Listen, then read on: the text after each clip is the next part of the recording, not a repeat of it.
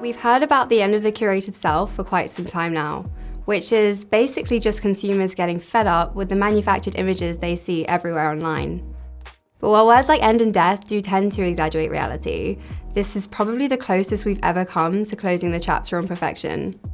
And influencers are both the drivers and victims of this trend.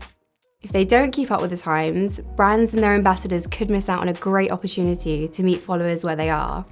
And in the worst case scenario, could even start looking like yesterday's news. Our research in America shows that Gen Z's interest in influencers and the whole celebrity news thing has fallen since last year. If they're a sign of things to come, it's very likely that all those polished online personas that you see won't have the same impact they once did. There's plenty of proof if you know where to look. Some social networkers are mocking the hashtag #ThatGirl. She's a paragon of wellness centered around an impossibly perfect woman. And others, like the Be a Man TikTok account, parody hypermasculinity, particularly the toxic kind.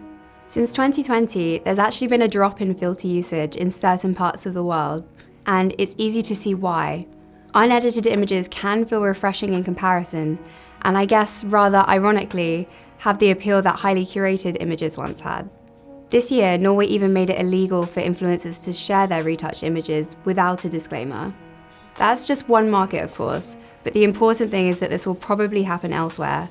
So unedited images can give players an edge and help them get ahead of the regulation game. So where does all this leave us?